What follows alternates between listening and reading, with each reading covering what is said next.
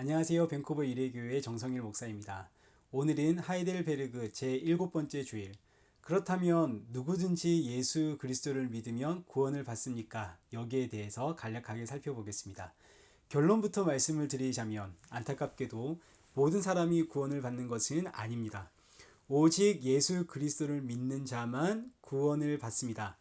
많은 분들이 예수님을 믿는 자는 누구든지 다 구원을 받습니다 라고 생각을 합니다. 이게 틀린 이야기는 아닙니다. 예수님을 믿는 자는 누구든지 다 어떤 사람이든지 모두 구원을 받습니다. 그러나 이렇게만 말씀을 드리면 구원은 나에게 달려 있구나. 내가 예수님을 믿으면 구원이고 내가 예수님을 믿지 않으면 구원을 못 받는구나 라고 생각을 하게 될 여지가 남습니다. 그리고 사실 이런 생각은 큰 논란이 되지 않습니다.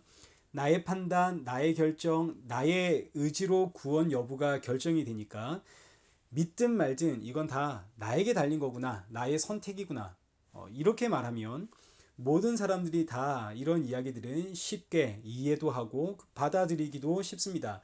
왜냐하면 이런 일들의 주체가 내가 되기 때문이죠. 내가 판단의 주체입니다. 내가 선택하고 내가 결정을 하고 내가 주체가 되니까 이런 이야기는 즐겁습니다. 내가 주인공이 되는 이야기 아닙니까?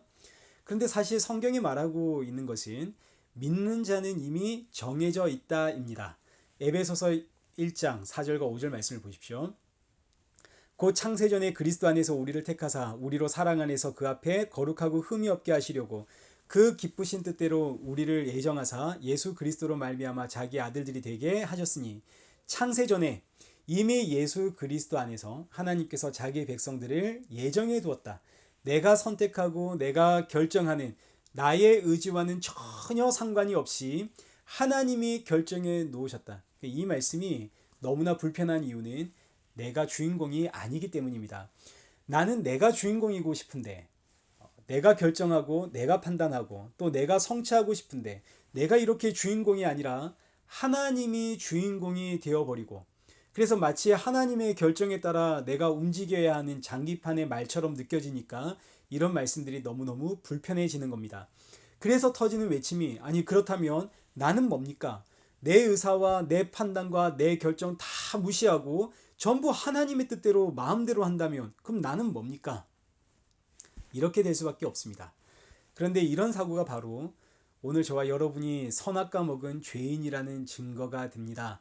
아담과 하와의 선악과 사건 이후로 태어난 모든 인생은 전부 내가 선을 판단하고 내가 악을 판단하고 내가 결정하는 죄인이 되어버렸습니다. 내가 주체가 되어서 내가 주인공이 되어서 내가 선과 악을 판단하며 사는데 아니 내가 판단한 선과 악은 다 틀렸다 하시고 하나님의 선과 악이 옳고 하나님만이 옳고 그름을 판단하고 결정한다 하니까 이게 얼마나 기분 나쁜 이야기인지. 이것이 바로 인본주의적 사고이고 우리가 죄인이라는 증거입니다.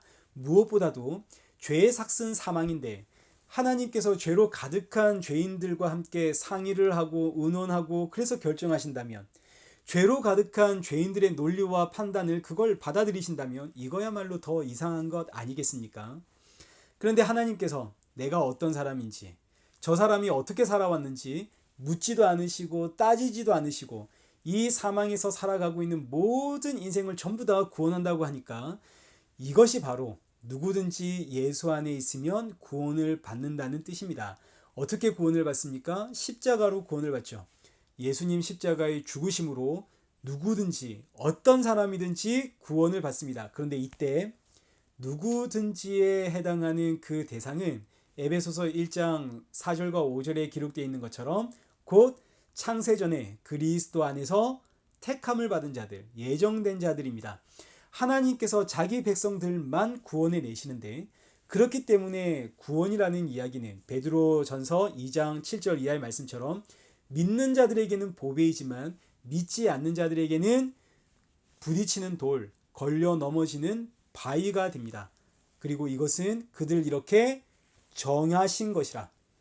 하나님께서 이렇게 정했다 그러십니다.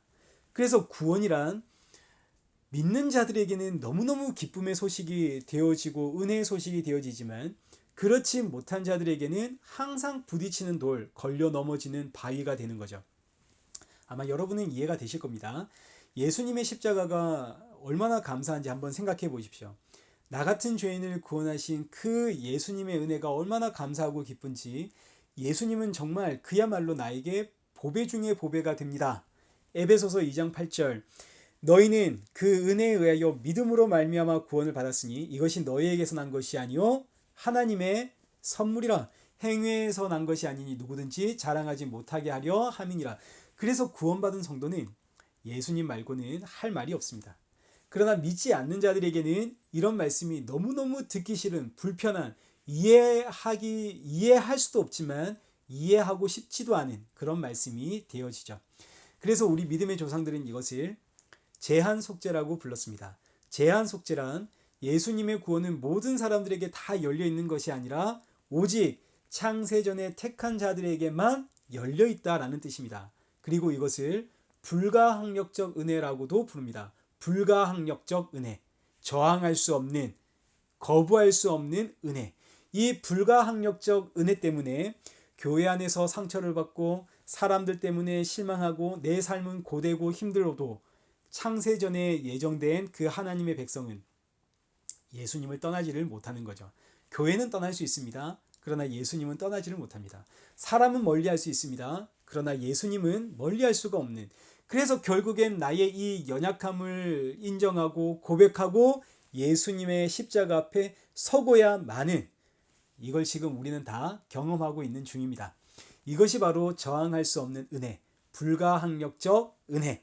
이 은혜가 임할 때 예수님은 그 사람에게 보배 중에 보배가 되어지고, 이 은혜가 임하지 않으면 예수님의 예정, 예수님과 예정은 창세전에 택한 자들이 있다, 이런 이야기는 그 사람에게 부딪히는 돌, 걸려 넘어지게 하는 바위가 되어집니다.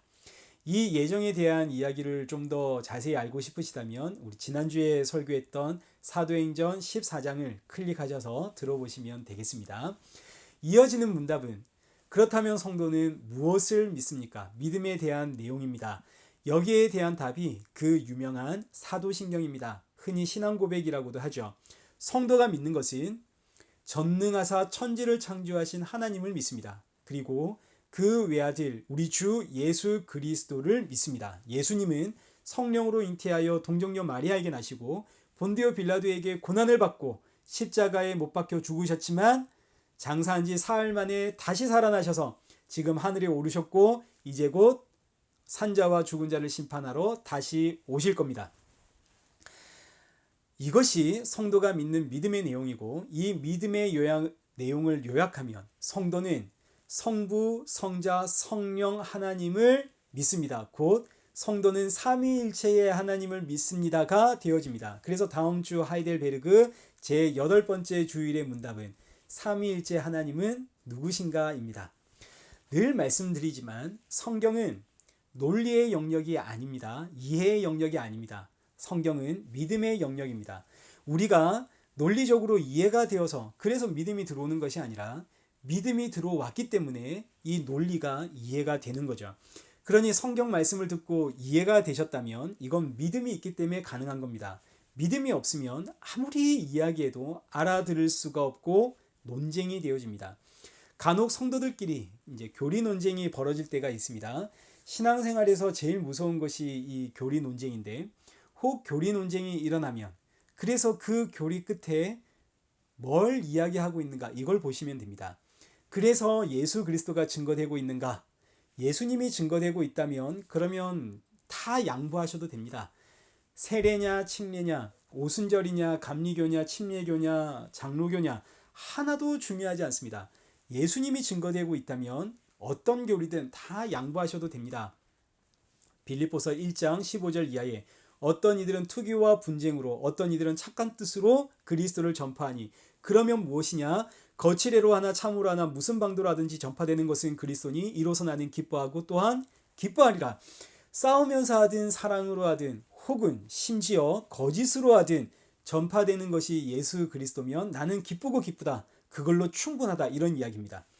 그런데 그 결론이 예수 그리스도가 아니라 다른 무엇이라면 이건 심각한 문제죠. 그때는 사랑하는 성도 여러분, 담대하게 예수님을 증거하십시오. 요한복음 5장 39절. 성경은 예수 그리스도를 증거하고 있습니다. 모든 성경이 예수님을 증거하고 있고 우리가 알고 있는 모든 교리는 그 예수님을 더욱더 잘 증거하기 위해서 성경에서 뽑아낸 참고서에 지나지 않습니다. 그런데 이 참고서를 보면서도 예수님이 보이지 않는다면 저와 여러분이 증거해야겠죠. 이건 심각한 문제입니다. 그래서 성도는 모든 영역에서 가정이든 교회든 직장이든 세상이든 그 어디서든 예수님의 증인으로 증인된 삶을 살아가야 하는 거죠. 제가 이 말씀을 드리는 이유는 다음 주에 살펴볼 삼위일체 하나님에 대한 교리도 결국은 예수님을 증거하는 한 방편에 지나지 않습니다.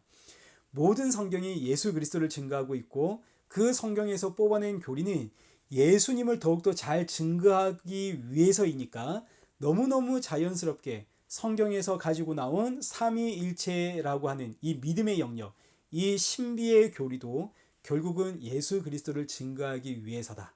이렇게 아주 자연스럽게 넘어가게 되어지죠. 이 자연스러운 신비의 영역이신 예수 그리스도 삼위일체 하나님에 대해서 이제 다음 주에 살펴보도록 하겠습니다. 저는 이틀 뒤에 이사야서 9장 강해로 여러분을 다시 찾아뵙겠습니다. 그때까지 건강하십시오.